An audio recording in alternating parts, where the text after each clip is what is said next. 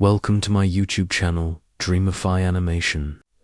Today, we bring you a heartwarming tale of forgotten dreams, magical pastries, and the quiet miracles of kindness. In a quiet town, nestled between fog-kissed hills and sleepy rivers, there stood a forgotten bakery named Crumb and Crust. It rested like an old man in a rocking chair, faded, cracked, and almost invisible to the busy world around it. Children rarely noticed it. Shoppers hurried past without a glance. The wooden sign creaked in the wind, its paint peeling like the memories of what it once meant. Inside, among the smell of stale flour and echoing silence, lived a grumpy old man named Bartholomew. He was a baker, or at least what remained of one. His hands were rough, his back bent, and his eyes held the cold grey of winters long gone. He spoke little and smiled less. The bell above the bakery door hadn't rung in days. The fire in the oven burned, but not in his heart. Once, Bartholomew was the pride of the town. His raspberry tarts could make you weep. His custard buns were served at weddings. People would line up before dawn just to get a bite of his cinnamon twists. But that was long ago. His wife, who had added the laughter to his silence and the flowers to his cakes, passed away quietly one autumn. His son, bright and brave, left home after a harsh argument and never looked back. What remained of Bartholomew's life now clung. 2 flour-stained aprons, lonely shelves, and a clock that ticked far too slowly. He still baked, every morning, not because he believed anyone would come, but because it was all he knew. He would knead the dough with tired hands, cut pastries with precision, and place them in trays that no one ever emptied. The pastries tasted fine, but no longer magical dud. Then came the night the sky cracked open. It began with a silver streak tearing across the stars like a whispered secret. It wasn't loud. It didn't make the ground shake. But Bartholomew, wiping his hands on a towel after yet another empty day, noticed the glow from the back garden. Curious and irritated at once, he lit his lantern and stepped outside. The garden behind the bakery had become a jungle of weeds. He hadn't stepped foot there in years. But now, in the middle of a crumbling flower bed, something glowed. It wasn't a rock or a lantern. It was a child, a small girl, perhaps 6 or 7 years old, sitting calmly among the broken pots and overgrown roses. Her hair shimmered like moonlight. Her skin glowed faintly, as if she were made of morning. Her eyes held galaxies. Bartholomew froze. What in the world? The girl looked up at him with a smile that could melt frost. "Hello," she chirped. "Where did you come from?" "I fell," she said, brushing dirt off her knees. "From up there," she pointed at the sky. "You fell from the sky." She nodded earnestly. "I was a star, now I'm not. So, I guess I'll stay here." Bartholomew blinked, convinced this was either madness or a dream. "You need to go home, little girl." "I don't have one." "But your bakery smells like warm hugs." "Can I stay here?" He wanted to say no. He really did, but something in her voice, something soft and broken, tugged at a part of him that hadn't stirred in years. "Do you have a name?" he asked. She thought for a moment. "Lumi," she said at last. "You can call me Lumi." So Lumi stayed. At first it was odd.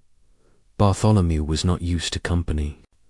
He grumbled when she followed him into the kitchen, frowned when she hummed while watching him bake, scowled when she tried to mix ingredients with hands too small for the bowls. But Lumi was unshakable. She laughed at his scowls, hugged him during his frowns, and danced between shelves like stardust.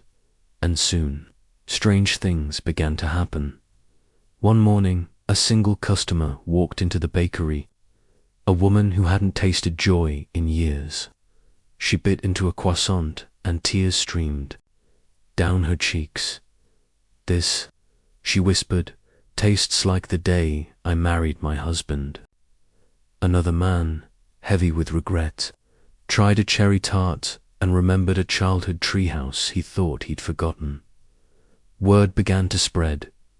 People whispered about the old bakery again, about pastries that made them feel things they hadn't in decades, about flavors that reminded them of dreams, hopes, or people they had buried deep in their hearts. Bartholomew watched in disbelief as his empty shop filled with customers once more. Every day, more people came smiling, laughing, crying. The oven roared, the bell rang, and beside him, Lumi glowed brighter than ever. He asked her once, "What are you doing to the food?" She smiled, "Just adding what I remember." "What do you remember?" "Wishes, hopes, the sparkle in someone's eyes when they dream." Bartholomew couldn't argue with that. With Lumi's help, the menu changed. Dreamsicle donuts, hope, muffins, memory, meringues, each one infused with invisible magic bits of soul wrapped in sugar. The bakery changed, so did Bartholomew. He laughed again, told jokes, hummed the old songs. He painted the walls, planted flowers, greeted customers by name, and sometimes he'd stand quietly at the counter, watching Lumi help roll out dough or dust a pie with glittering sugar, and his heart would ache, but not in sadness. It ached like old doors opening again. One rainy evening, as thunder whispered above and raindrops tapped on the glass, a tall man entered the shop. He had a traveler's coat, worn boots, and eyes filled with hesitation. Bartholomew looked up. His heart skipped. "Peter," the man blinked. "Dad," it was his son, older, roughened by life, but the same eye. "I heard about the bakery," Peter said, pulling something from his pocket, a candy wrapper. "Someone gave me this in the city. Said it tasted like forgotten joy. I knew it had to be you." Neither spoke for a moment.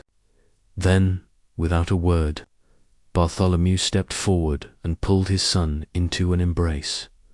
The rain fell harder, but inside the bakery it felt like spring. Later that night, Lumi sat by the window, her glow dimmer than usual. "Are you all right?" Bartholomew asked, setting down a tray. She nodded. "I'm fading.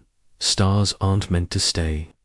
I came because your wish was too loud to ignore. I didn't wish for anything." "You did," she said softly.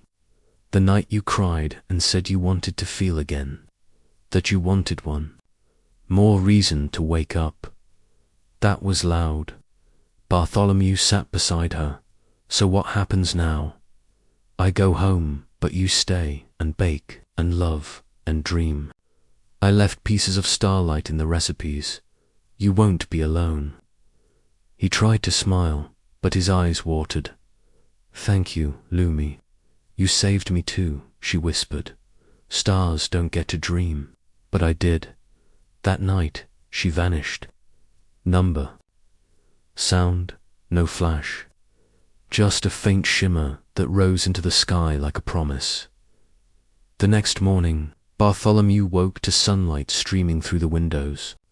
The bakery buzzed with laughter and life. He found a note in Lumi's handwriting on the counter. "For all the forgotten dreams, keep baking magic." Years passed. Crumb and crust became a landmark. Travelers came from far away to taste the dreamberry pies and wish biscuits. Children wrote letters to Lumi, leaving them under the flower pots. People called it a miracle bakery, though Bartholomew simply said, "We just add a little love." And every night, when the stars glimmered above the shop, one twinkled just a little brighter. Thank you for watching this story on Dreamify Animation. If it touched your heart, don't forget to like, subscribe, and share the magic. We'll see you in the next story.